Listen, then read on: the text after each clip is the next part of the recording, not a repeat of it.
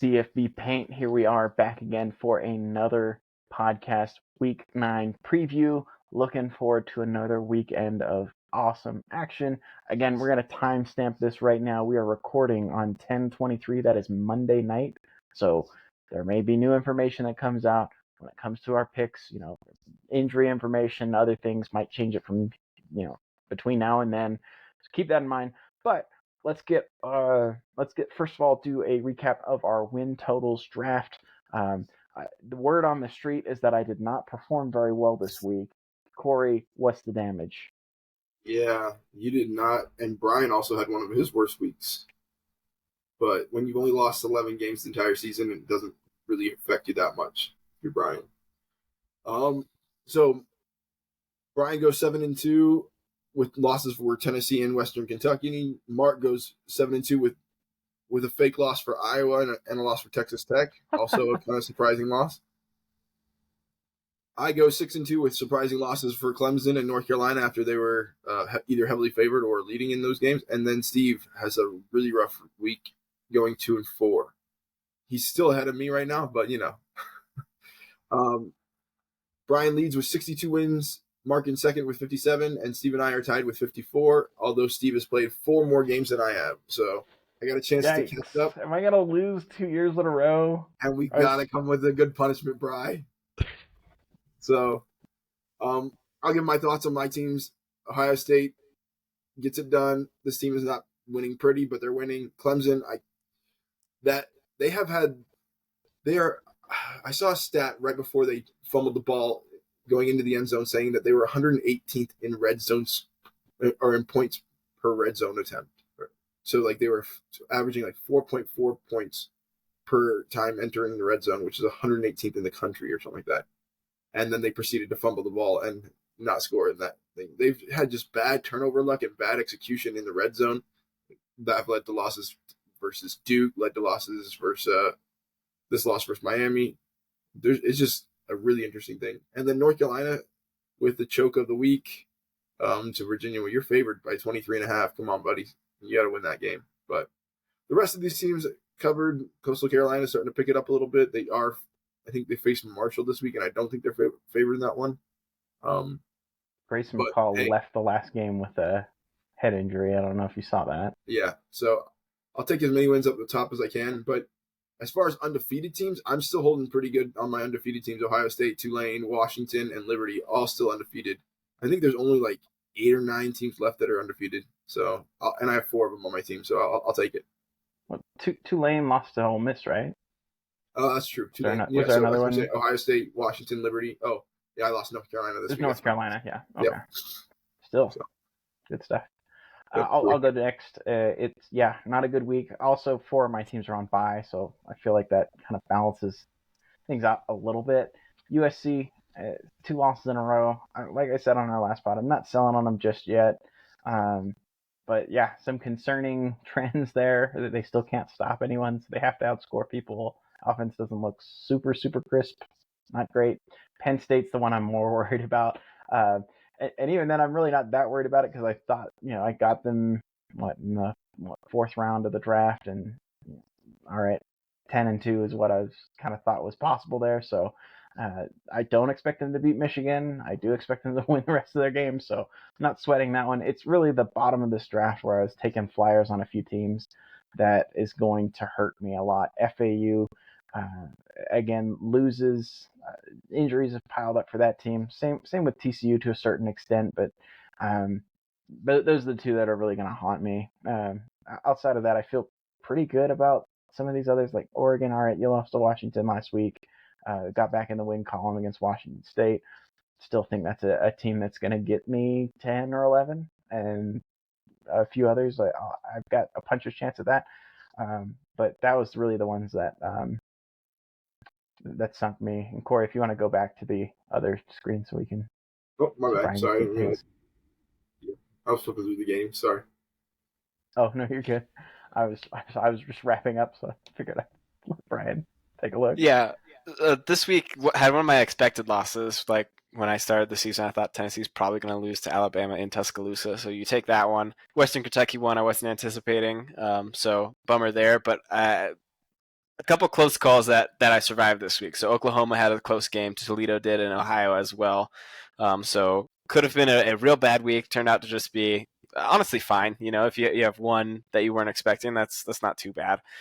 SMU and James Madison are really shaping into form. And then my undefeateds have been strong and steady for me. Oklahoma had the close call, but Michigan, Florida State, James Madison, those guys can keep going for me. They're carrying a lot of the weight for this team. So got 4 of them, and if I can keep them the whole way, I get 48 from 4. That'll be huge. Yeah. Looking at Mark's team, I mean, Bama and Texas held serve, even though they both either were close to losing or down for a little bit. Kansas State obliterated who they play. TCU. Yeah, I can't even remember it anymore because it was that bad. Wisconsin pulls out the win. Air Force, they're looking pretty. See how they continue. And then this Utah team is resilient. So, and then Miami, honestly, didn't expect that win over Clemson. So, points for that one, I think. But yeah, it's a fun week, and we'll keep following it as we go. Awesome. Yeah, let's jump into, we've been accountable now on the win totals draft. We've got top games coming for this next week, but again, we changed formats last week, and I think it was mostly because yours truly just would waffle. So with this new format, we've got kind of 2 different parts where we make picks just kind of straight up, who we think is going to win, and then our picks against the number. So with regard to our choices last week, straight up, this is how we played, and we put out basically all the ranked matchups and 1 or 2 others that we think are going to be fun. On the week, Corey and I tied with a 15-6 record straight up. Brian 13-8 straight up, so not great. And now, before we jump into this current week, accountability for picks against the number, I'll go ahead and start, and then maybe we'll go Brian and then Corey if that works. And then, but yeah, I wanted to just first jump in with mine. So for week 8, I said Oregon minus 19.5 versus Washington State. That did not hit. I don't know if you guys watched that game. They were covering until they weren't. Like, brutal. They give up a touchdown in the last 3 minutes to not cover. That one hurts. This one hurts worse though. Illinois plus 2.5 versus Wisconsin. They give up 18 points in the 4th quarter to not only lose, or not cover the spread, but to also just lose the game outright. That one hurt. That one I was like, oh sweet, I feel awesome. I think they were up 21-10 and then just gave it away. North Carolina versus Virginia over 56.5 cashed. Michigan minus 24.5 versus Michigan State cashed. Yeah. I saw a tweet that said they end up losing that game 42-0, and it's the second worst thing they put on the scoreboard. I don't know if you guys saw that. Is that a anyway reference? I'm not saying anything. I'm just y'all can go Google that if you want to. What on earth happened? Texas Tech minus 4.5 at BYU. You don't turn the ball over 5 times, you probably win the game, and you probably cover if you're Texas Tech. So, true freshman, road start, probably a poor choice there. But I actually felt like the process was just fine. So that one doesn't hit. Kansas State minus 6.5 versus TCU. Yeah, that was easy breezy. So, those are mine. 3-3? 3-3. So, evening out on the week. Bri, time to be accountable. I'll run down. I was riding Michigan's coattails this week, so minus 24.5 hit. And then, thank goodness, they chose to be the villains and punch in a touchdown with 8 seconds left because I took the over on 48, and they win 49-0. Oh, was it 49-0? So a very important thing for me that Michigan went ahead and buried Michigan State extra good. I took Oklahoma State plus 3.5. They got the win by a couple touchdowns. Comes to Miami under 50. That one hit. Thank goodness Kid Klubnik pulled that. Double overtime. Yeah, if he doesn't pull that handoff, I don't make it. But it's 48, and I get the under 50. FSU Duke over 49 hits. That was a 58-point game. And then Utah plus 6.5 on the road against USC hits. I go 6-0 this week, picking against the line. So. Big week, and hoping to replicate this week. That's awesome that you did so well, Brian. I'm so excited for you. Thanks, man. But I had Virginia at North Carolina. North Carolina covering 23-point favorites. They go down in that game. I have Texas favored by 23 over Houston. I see the score 21-0. I'm like, that's gonna hit. That's awesome. Nope, never. That one goes completely sideways. Clemson at Miami. I look at the fourth quarter. We're up 17-10 or 17-7, and nope, that one goes sideways as well. Tennessee up 20-7 at halftime. Oh, I picked them to cover by 9 or at least only lose by 9. Looks like that might happen. Nope, that doesn't happen. Utah versus USC. Utah, I didn't expect to be able to muster as much offense as they did, and I picked USC to cover. That misses. USC at Oklahoma. Thank heavens I didn't pick a spread on that one. I just picked the under, and the total is 60 points. I picked the under 65. I finally hit on one of my picks. I go 1 for 5.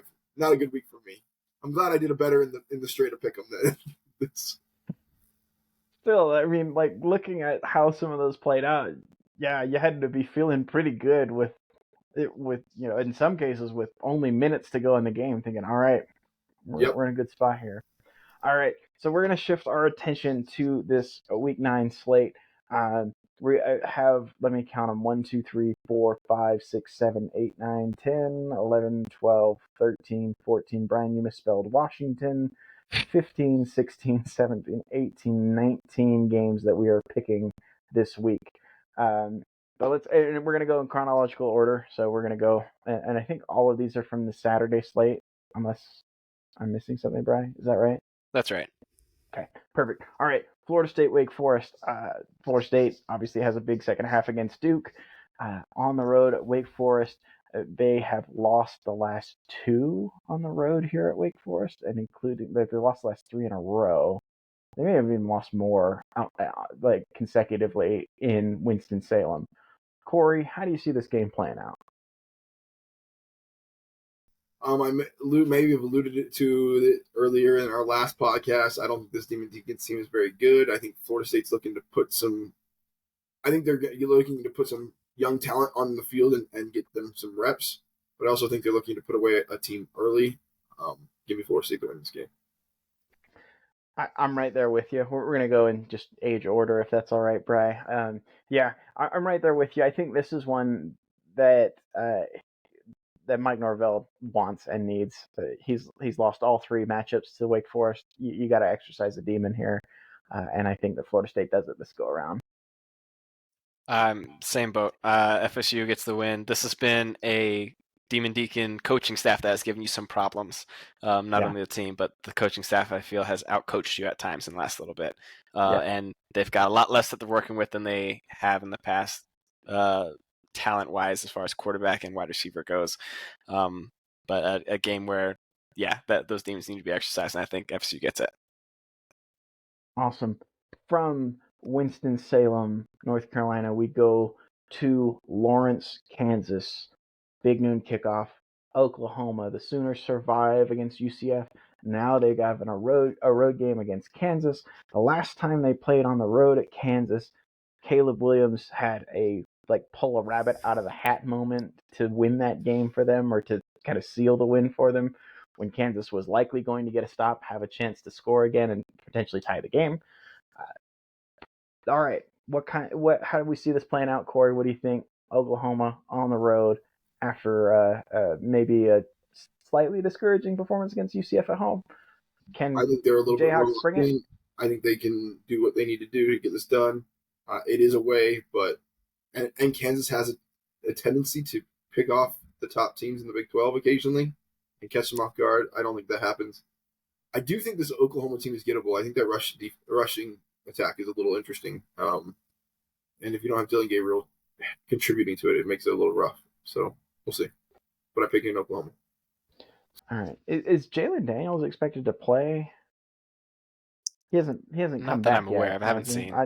I'm kind of taking I'll believe it when I see it approach. And Jason Bean, the backup, has had a couple of okay performances. He will not have an okay performance against this Oklahoma defense. Give me the Sooners. Yeah, I think unfortunately for Kansas, they needed the Sooners to be in cruise control in order to catch them by surprise. But with last week having a close scare against UCF, they won't catch that, and OU gets the win here. All right, Penn State. How do they get the bad taste out of their mouth from a loss against Ohio State? There's not a better way than hosting Indiana.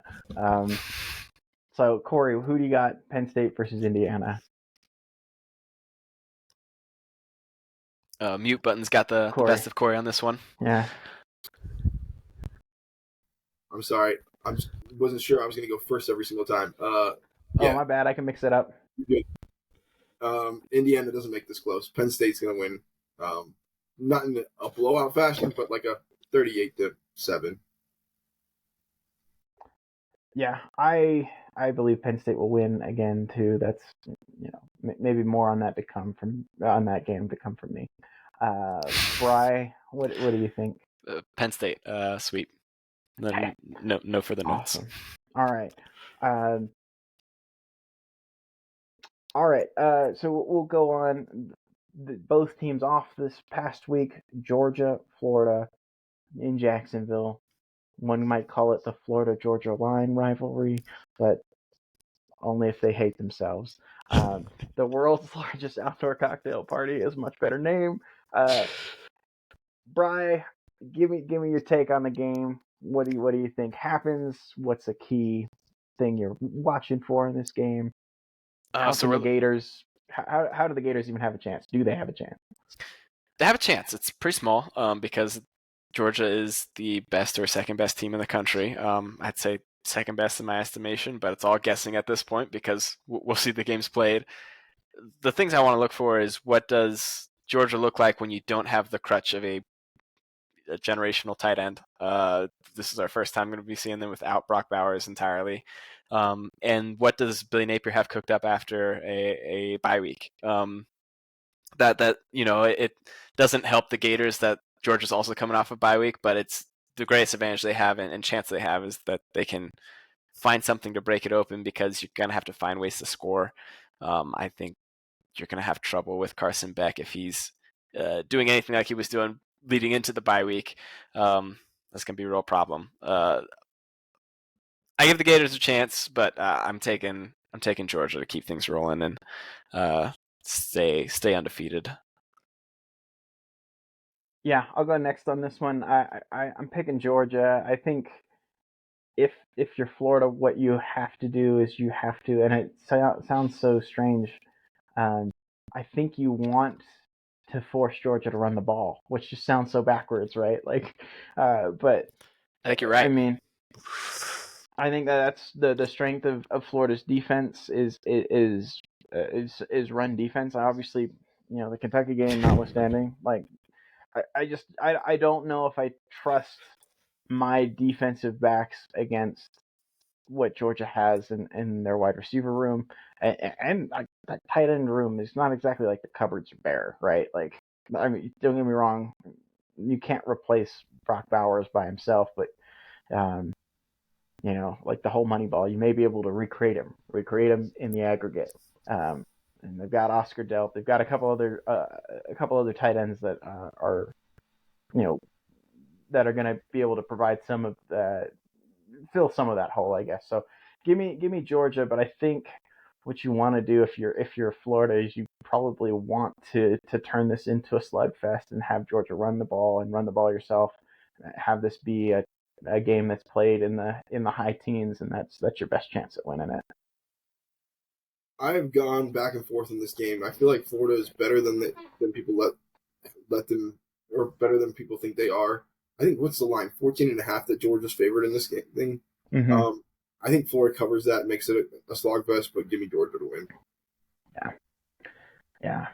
All right. I'll go ahead and take my take a lead on this next one, mostly because I kind of alluded to it both on this pod and the previous one.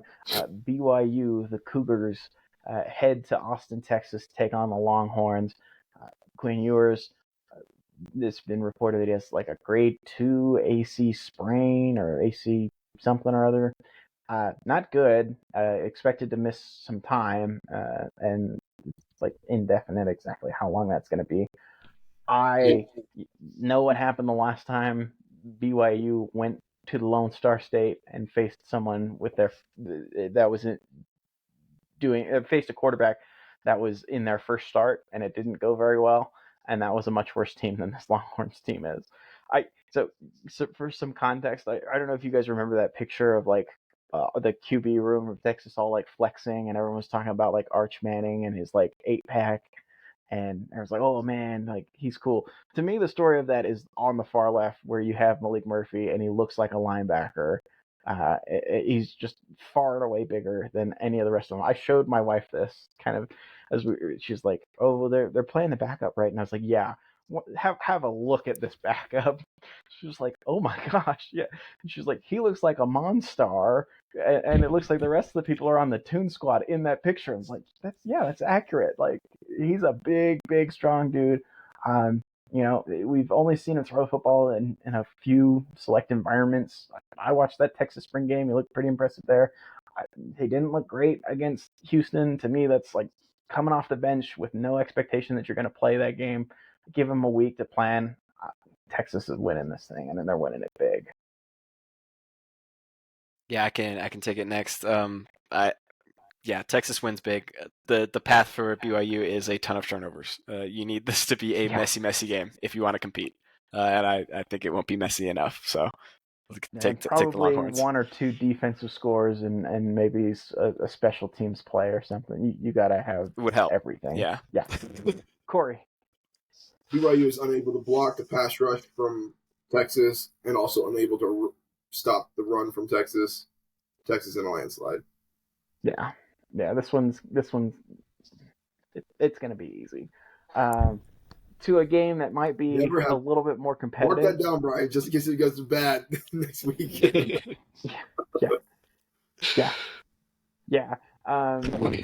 Oregon faces Utah. Utah coming off of a road win against Southern Cal. Oregon had a little bit of a get-right game, not necessarily like a blowout, but won at home versus Washington State. Now they head to Salt Lake City. Corey, what do you think about this one? How do you see this one shaking out? I do not foresee Utah being able to score as many points as they did against USC, against this Oregon defense. This Oregon defense is pretty good. The offense is going to be able to outscore just enough. I was on about taking the under or over on this one. I'll let you know a little bit about where I stand on that, but I'm taking Oregon to win. Yeah, give me the Ducks as well. Salt Lake City is not an easy place to go. I feel like this is a different Oregon team than the team that's lost to Utah, a couple of years back in pretty embarrassing fashion. So twice. Twice. In Salt Lake and then at neutral site. Yeah, it was Cristobal. Give me the Ducks in Salt Lake. I'm rolling with the Zombie Utes. Something about them, something about Rice-Eccles Stadium. It's their biggest test by far. I think this is a step up from USC, but you're not playing in the Coliseum. You're not playing in Autzen Stadium. I think you've now got Bryson Barnes with probably his best game of the season and with a load of confidence that he didn't have before. If there's a chance, this is I think the perfect storm has brewed for Utah to have a shot here. The things are coming together at the right time for them, and I thought Oregon should have looked better this last week. So that all combined, I'll take Utah to get the upset win in a top 15 matchup this week. Yeah. My beef with this, Bri, is that Oregon has given up some big-time passing numbers to now two quarterbacks. I don't think you got that QB at Utah that's going to be able to kind of take advantage of the weakness in the Oregon defense. So we'll see. We'll see how it plays out. That's a big game to sort out the standings in the Pac-12 conference race. So it'd be a fun one to watch. We go from a marquee conference game to an independent versus ACC game with very little on the line. Notre Dame hosts Pittsburgh. Pittsburgh's looked a little bit better with Christian Veilleux. I hope I'm saying that right. Veilleux, maybe. Is it EAUX? Is it like a French pronunciation? I'll go ahead and take the lead on this one. Notre Dame was off this past week. They got a chance to get, Pittsburgh's not a very good team, right? Notre Dame's a physical team. Pittsburgh, often their methods to winning has been running the football, playing good defense. Notre Dame's a better version of Pittsburgh, so give me the Irish. Bri, where are you at with this one? Took the words out of my mouth. I thought these are two teams who want to play the same way, but one's got a lot better talent, and that's the Notre Dame Fighting Irish. So I'll take them to win at home. Notre Dame, its balanced attack is stronger than Pittsburgh's. Although we don't see Sam Hartman throw the deep ball much in this game, Notre Dame wins it. Their defense is just too strong. All right. Corey, Duke has a quick turnaround in terms of games of consequence. They head to Louisville. Man, looking at it now with the benefit of hindsight, like that at FSU, at Louisville is like a really tough stretch when it comes to sorting out the ACC race. Does Duke get up off the mat? Can Riley Leonard, assuming he plays, lead them to a victory in the Ville? Two great coaches, one with an offensive mind, one with a defensive mind. Oh, yeah. Sorry, Mike Elko's defense is better than Louisville's offense. They are not favored in this game, but Duke wins. Riley Leonard plays in this game and makes some scrambles that he has to make in order to be successful. I don't think it's a major setback that he had at Florida State. So, yeah, I'm operating off that same line of thinking that he didn't have a severe setback when it comes to that injury, and I'm right there with you. I love the chess match in terms of, an awesome defensive mind matching with the great offensive mind. I just think you've got kind of those to me are basically on par. I like what Duke's defensive line can do, and I think they have the better quarterback, even with an injured Riley Leonard. So, for all those reasons, I'm rolling with Duke. I think they have a better quarterback with the injured Riley Leonard, but I don't think he's able to stay the whole game. I think you start him. He took, I'd say, I might have this wrong, but in my recollection of watching the Florida State game, 3 meaningful hits and went down with one of them. If he takes anything, then it's going to be an issue. Louisville did a good job stuffing up some of the run plays that Notre Dame had designed up for them. I think this is going to be a heavy run offense, as it normally is for Duke, but again, without the threat of Riley Leonard's legs, I think we'll see. Maybe he comes out and he's zooming around the field, and that'll be the difference. I think if he is healthy, then Duke not only wins, but wins by the end comfortably enough. But I'm going to take Louisville. I think that will be the key part is, can Riley Leonard play and play meaningfully with his legs? I think the Cardinals get it done at home. Awesome. I don't know who added this one to the list. Tulane's ranked.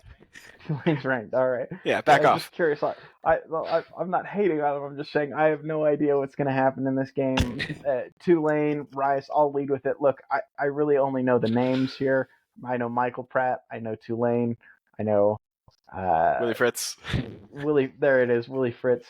Rice, all I know is that they've got JT Daniels at QB. Rice is at home. I don't think that matters. Tulane's a better team. Go Tulane. Bri, where are you at with this one? Green wave all the way. All right. Corey? Rice has played up and down all year. They played really good against Texas. They struggled against other teams. And Tulane has played to their talent that they play. They hung around with Ole Miss, but they've also got challenged by North Texas. But they always seem to kind of just do enough. So I'm taking Tulane. All right. USC, I think most of the time you take a trip to Berkeley and think, all right, this is the game where we hit the reset button. Interesting line. They're only 11-point favorites on the road at Berkeley, which to me, I'm not touching it, but it was just surprising. That seems a little low. But Brian, how do you see this game playing out?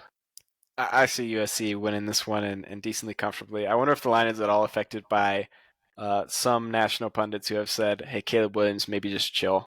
You have nothing to play for in college, so sit it out and just wait till the draft comes." I don't think he's going to do that. I think this USC team has been, I don't want to say embarrassed, because Utah's not an embarrassing team to lose to, but they lost in pretty bad fashion and they're not looking good after the last couple weeks. and I think they'll want to make a really good showing. And I think they do that emphatically on the road.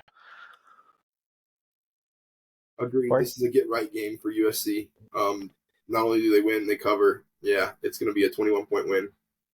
And the thing that's surprising to me is, like, Cal's got a decent defense, but it's a decent defense if you're a really heavy run team, and USC is not. So, I think USC is going to cover. Again, not an official play for me. We'll get to those later, but give me the Trojans as well. Speaking of teams that are making a trip to the Bay Area, the Huskies of Washington, coming off of an uncharacteristic performance, we'll call it that. They head to Stanford. Stanford took a beating from UCLA. Interesting, kind of just a different style of matchup. I think the Huskies are going to have a bounce-back game. Go ahead and give me Washington to win. Fry, where are you at with this one? I'm on the same boat. There's part of me that goes, well, if Arizona State could play them so close, then maybe Stanford can. But the other part of me says, yeah, four turnovers is not happening again for Washington. If that happens, I think Stanford will win. I don't think it's going to happen. I don't think it'll be close. I think I think Washington gets the win here. Corey? Yep, it's another get-right game. Washington spanks them. Yeah. If we have like a chaotic week where some of these look like on paper that this game's look like slam dunks, we know, So, but it is Halloween week. The Stanford student section will be filled with, costumes that are tasteful and culturally appropriate, but they'll get crazy. Anyway. So Air Force goes on the road to Colorado State. I've watched Colorado State a couple times. That team is pretty good. Like they've got some players on them, and this being an intra-state matchup, I'm interested to see what y'all think. Corey, what's your take on this game? It's widely known that Air Force is the best team in Colorado right now. Colorado State upsets them and takes the win. What's the line on this? Does someone have that? I don't know if anyone's got that. Yeah, right. I have it. Just a second. Pull it up. I had it earlier. Yeah. While you're pulling that up, what I'm impressed with Colorado State. Again, I've watched them a couple times now. Watched them play. Was it Utah State? Where they had the big comeback. They played Colorado close. They've got some weapons on the outside. They got 3 or 4 guys that are like, all right, if that guy's on my team, I'm not complaining. I don't have gripes. Air Force is favored by 12. Air Force is favored by 12? Yep. 12? Oh, that's really an interesting number. It's the other part of it is that, like Air Force obviously runs a triple option. And that's always tough to prepare for. I'm going to go with Air Force. Just it's hard for me to pick against them, but I bet you that's a really fun game to watch. And I expect it to probably be closer than 12. So yeah, give me Air Force to win. Man, I think Colorado State covers that game. I'm gonna ride Corey's boldness here and say Colorado State gets frisky the way they have been throughout a lot of the year, and they get the upset win. All right. Speaking of home underdogs, Kentucky hosts the Volunteers. How do the Volunteers bounce back from a disappointing and from the perspective of a Vols fan, a game where they felt like the referees kind of jobbed them out of that game? Bri, why don't you give us your take on this one first? Who wins in Lexington, the Wildcats or the Vols? The Vols get it done. It's not easy, but I think you really found a nice rhythm at the beginning of that Alabama game with your offense. Things were looking good run-wise, balance-wise with Milton, and I think your groove just got thrown off enough and you never were able to find it again. Alabama just kind of squeezed the life out of you like a boa constrictor, but I don't think Kentucky's going to have the ability to do the same thing. That said, I don't think Tennessee's going to drop loads and loads of points, but I think they're starting to find the better version of their offense, despite only scoring 20 points last week. And I think they get back on the win in the win column this week. Yeah. I'll go back. Yeah, go, Brett. Or Corey. Sorry. Kentucky's coming off a bye week. They're ready for Tennessee. Mark Stupid's got them ready. Get the defense ready. I don't think we see the same Milton. We've seen him like for 2 different halves in this entire year be that Milton. Kentucky wins in an upset. I see this one being a slugfest. I'm looking at it like Tennessee's favored 3.5, over under is 51.5.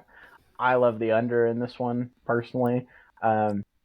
It's a night game, 5 p.m. Lexington, Kentucky. Like you said, Kentucky coming off a bye. I think I'm right there with you. The one thing that gives me pause in this game is that the passing game for Kentucky really isn't much to write home about, and I think Tennessee plays the run pretty well. So yeah, I think about how Alabama beat Tennessee last week, and it was a lot of deep shots. And that's what gives me a little bit of pause, but I'm right there with you. I'm going to go with the Wildcats. All right. Wisconsin hosts Ohio State. Ohio State obviously coming off of the big victory over Penn State. Do they have a hangover, Corey, or do they take care of business in Madison? I think the big question is Tanner Mordecai play or not? For me, being at home, night game, you might catch Ohio State here, but I'm gonna go Ohio State. I think that defense is just too ferocious. So. Yeah, I think this one's a laugher. I think Ohio State's going to win this game. I don't know if the quarterback matters. So give me the Buckeyes. Bry? Yep, sticking with the Buckeyes as well. I think pretty comfortable victory for Ohio State. Okay. Bry, get us started. Vandy Ole Miss. How does the Lane train keep it rolling, or do they not? They do. I'm a renowned at this point. By renowned, I mean by no one whatsoever. But I'm very consistent in my Ole Miss isn't that good opinion. But they're better than Vandy. I picked Auburn to beat them last week. It was competitive, but they didn't. And I think Ole Miss covered as well. But I gotta at least be honest with myself and say they're not going to slip up with Vandy. Ole Miss gets the win. Corey? If it had been amongst the construction, I would pick Vandy, but it's not. Ole Miss wins. Yeah, Vandy's kind of had a come back down to earth season this year after having a 5-7 campaign last year, getting a couple of SEC wins late in the year against Kentucky and against Florida. Give me the Rebels. I don't know. Vandy, I think maybe is kind of snapped back to reality a little bit this go around. Speaking of teams that have received a reality check in the last little bit, Colorado goes and faces the Bruins of UCLA in the Rose Bowl. I don't even know where we're at in the rotation. Corey, do you want to pick this one first? Or yeah, I'll go ahead. It's just a matter of UCLA. Do they beat themselves or not? They've thrown a lot of pick sixes and stuff like that. I don't think they beat themselves in this game. I think they're able to survive Shedeur and Dion's offense. I mean, their defensive line is pretty good. So they'll be coming after Shedeur quite a bit in this game. Give me UCLA. Yeah, I think this is a line of scrimmage game again. They're gonna follow the Oregon format and in terms of playing Colorado and make the Ducks play or make the Buffs play physical. Because you're right, Dante Moore throwing against some of the pieces that Colorado has in the secondary should give Bruins fans the willies. Like that doesn't look good on paper right now. But I don't think that they put him in a position where he's asked to throw it a ton. And if they're able to run the football, they should win the game. I expect them to be able to run the football, and I expect them to get after Shedeur, so give me the run. Yeah, I think in terms of the talent gap here between the two teams, it's decently steep at positions that are important. UCLA takes care of business in a big way. I think Colorado will offer a lot of fight. Their last time on TV, last time on the field, got embarrassing for them because the big lead that they gave up. They've been on a good side of some exciting games this year, but I think they will come out with a lot of fight and a lot of, hey, we want to reestablish that we're not, a 4-win wonder or whatever you want to call them. That they, really are a team to be reckoned with. Not in the future, but right here, right now. I just don't think they have the guys to get it done. So UCLA gets the win. All right. So in this next game, it's a fun dichotomy because you've got the rambling wreck of Georgia Tech and the train wreck that UNC just experienced last week, losing at home to Virginia. Now they're on the road. They're in Atlanta. Haynes King has been a plucky little underdog. I'll go ahead and go first. I think that UNC wins this game. I think that they've got the playmakers on the outside to give Georgia Tech some problems. Miami move the ball pretty much at will against Georgia Tech and then just turn the ball over at the worst possible times. I think UNC is capable of not turning the ball over a bunch, and I think they get the win. Keep the ACC race interesting. Brian, where are you at? I think this one's close. I'm gonna go with UNC, but I think Brent Key and he's got things going in a good direction for what he has right now. He's gonna find ways to be competitive in the game, but I don't see UNC dropping two straight. They kind of had last year where they looked really good for a large portion of the season and then collected a bunch of losses at the end. I don't think we're quite there with UNC where they were at the end of last year. Yeah, I agree with you. I think UNC wins this game. They're looking to bounce back. I think Georgia Tech is able to move the ball and score a decent amount, but UNC wins by 2 scores. James Madison takes on Old Dominion. James Madison, where is James Madison? Do you know? This is me legitimately asking. I do not know where that university is located. They're in Virginia. That's what I thought. Okay, so this is a game within the state of Virginia. Yeah. Right? Old Dominion's Virginia, right? I'm ignorant, sorry. That one I'd have to believe you on. I believe that that's the case, but now I'm questioning that, but I believe it is. James Madison is. Thank you. James Madison. Look up Old Dominion while you're at it. Anyway, while he's doing that, James Madison, the Dukes are ranked 25 for the second time that they've been ranked. Also, they're just a bunch of killers. Can we just talk about, like, they've jumped to FBS and have just proceeded to dominate basically every team that they've played. So, does James Madison keep it rolling? Last time when they were ranked, they ended up losing, I think, their next 3 games, so they kind of came back down to earth. Are they better equipped this year to hold the ranking at least for 1 week? What do you think, Bri? Yeah, I've got James Madison all the way, winning big against Old Dominion. Old Dominion's in Norfolk, Virginia. Put them in a bowl, guys.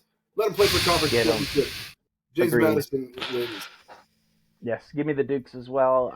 Second everything you just said, Corey. They definitely deserve it. That transitionary period makes 0 sense to me. It's dumb. On to the nightcap, and this was a game that has me like licking my chops and be like, okay, awesome. Like, that's usually kind of one of the first things I do. Like, at the end of a Saturday, like once the late Pac-12 game is done, before I like start going and watching games that I didn't see earlier that I've had DVR'd and I can move through pretty quickly, I just kind of look at like, okay, am I going to stay up for the late game next week? And the answer, and when I looked at it this past Saturday, like, oh yes, of course I'm going to watch Oregon State and Arizona play in the desert. I'll pick this one first. Give me the Wildcats. It is a dangerous place to go to the desert late in the year, especially as a favorite.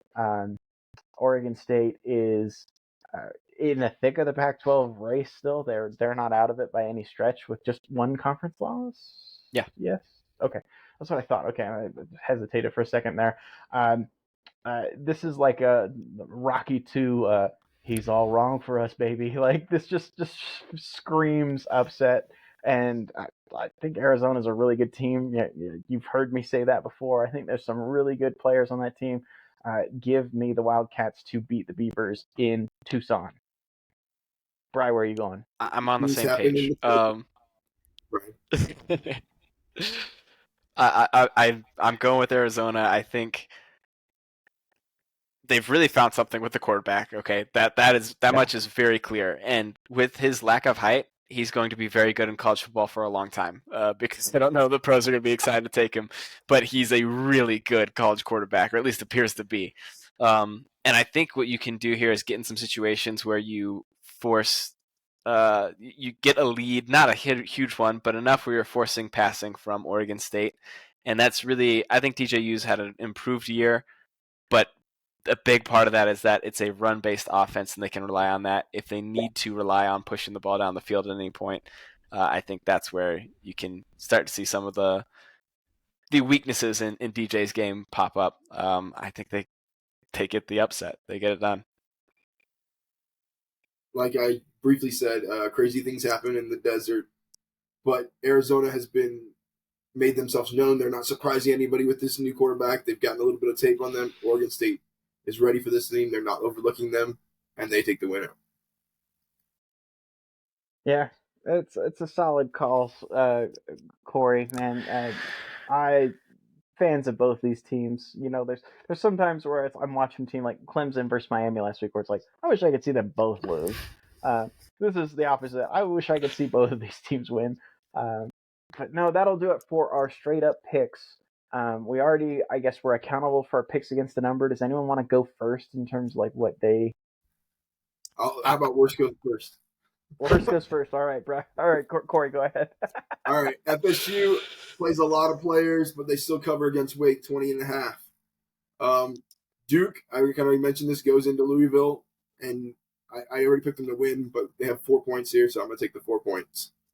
I already said the USC game versus Cal is a bounce back game. They're favored by 10.5. Give me that. Oregon versus Utah. Utah's offense cannot do what they did to USC. Give me Oregon by -7. I was flirting with the over and under, but that defense scares me. So let's be real on that one. Washington State versus Arizona State. Give me the under 51. But neither team has scored a ton lately, so let's keep that going. Boston College versus UConn.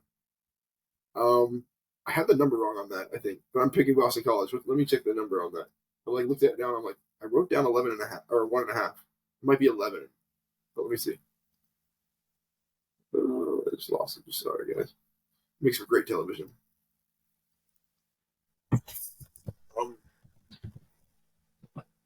While you're looking that up, they covered with 2 touchdowns. So, go ahead. All right. No. I was just gonna try and help fill the airwaves. I guess you would go kind of third, huh? So I'll go ahead and go next. All right. Before we started recording, I was like, hey, I've got a bunch of plays that I like this go around. Can I just fire them all? And they're like, no, we need to have 6 so that we can evenly compare. Fine, but I am going to share my thoughts on a few of them so I can circle back next week and tell you how right I thought I was, and I ended up being wrong. But I wanted to timestamp it just in the rare event that I'm right. All right, here are my official plays. These 6: Army -10 at home versus UMass. Give me that. They're gonna win that game by more than 10. Ohio State -14.5 on the road versus Wisconsin. Again, I just think their defense is good. Wisconsin's offense isn't particularly sharp. Ohio State's going to win that by a few scores, I think. Georgia State on the road at Georgia Southern. They are 1.5 point dogs. I think the wrong team's favored. I know it's a road game, but give me the Panthers to go in and get the road against the Eagles. I am right there with you, Corey, on FSU covering the 20.5 point at Wake Forest. I think this is a game where Florida State has to send a message to Wake Forest because they've been on the wrong end of the last 3 results. Time to get right. Kansas State -17 at home versus Houston. Kansas State scoring a lot of points now. Are you seeing that?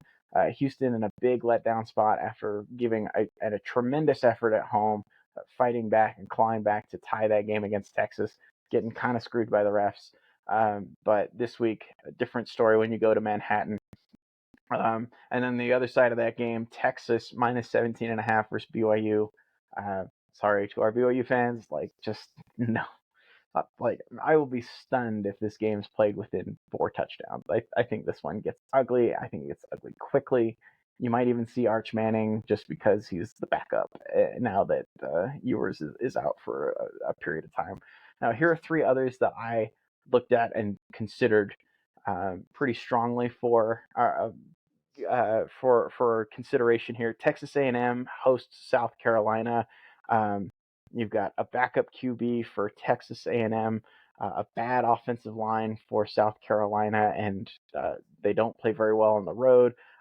That all to me is a recipe for the under 53.5.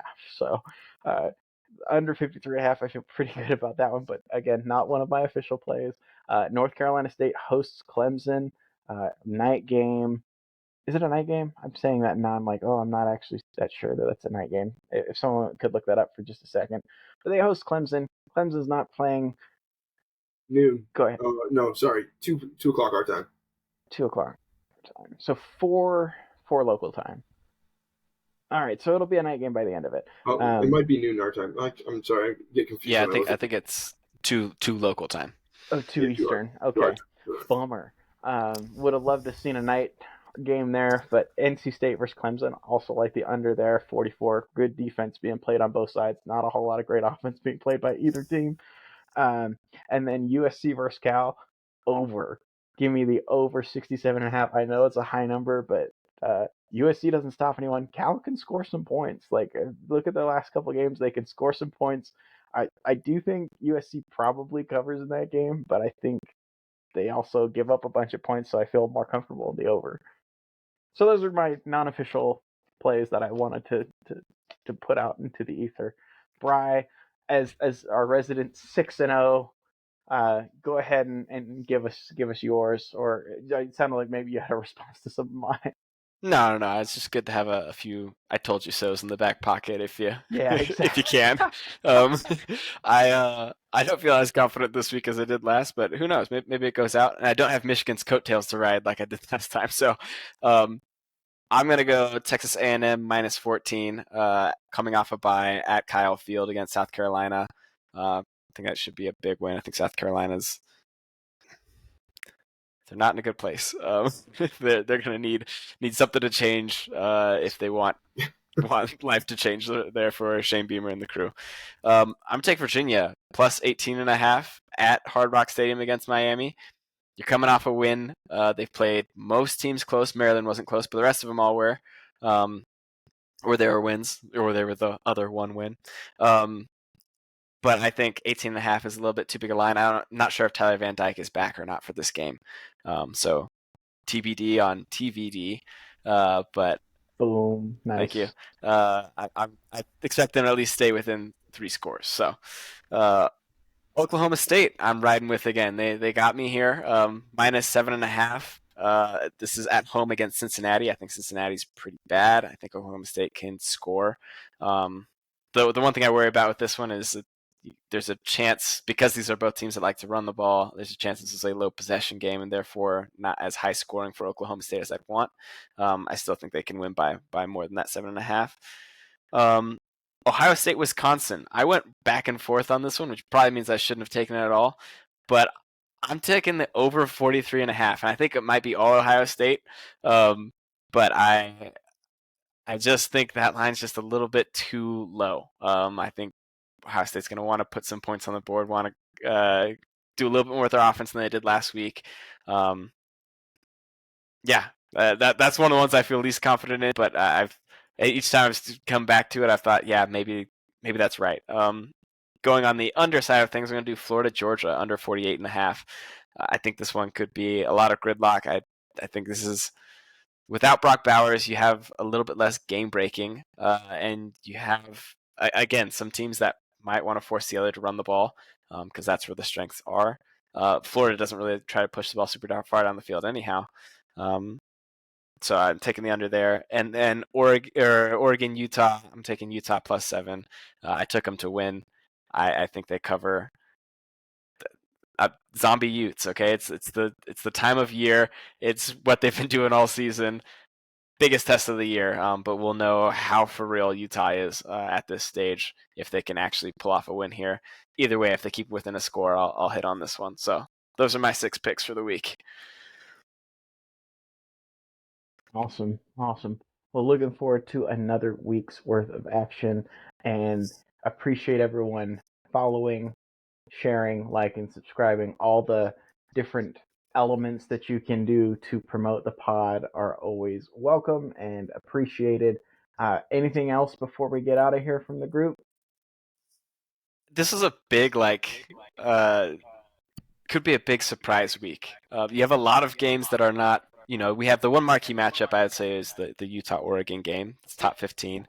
Other than that, you don't have a ton of other ranked matchups, but you have a lot of keep an eye on that one type of games with Arizona, Oregon State's very much that way. I just think there's a chance for this week to, even though the slate doesn't look exciting, to be unbelievably good in entertainment value. Yeah, it's Halloween week. You're gonna see the costumes in the stands, and maybe that has me rethinking some of like my road favorites that I'm currently backing. But that's always kind of a recipe for a crazy environment. And if memory serves me right, and I need to go back and check some of the history on this now, I'm curious. This will be like good like off-season fodder for the pod. But just like it always feels like there's always one or two games that get really wild during the week of Halloween. So looking forward to it. Appreciate it. Corey, do you have anything else before we wrap? I just hope I go better than 1-5 this week.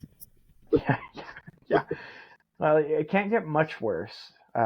It could technically still get worse, so We'll see. But looking forward to seeing how it all plays out, and we will see you next week with our Week 9 review. Thank you so much. This has been the CFB Paint Team. We'll see you next time.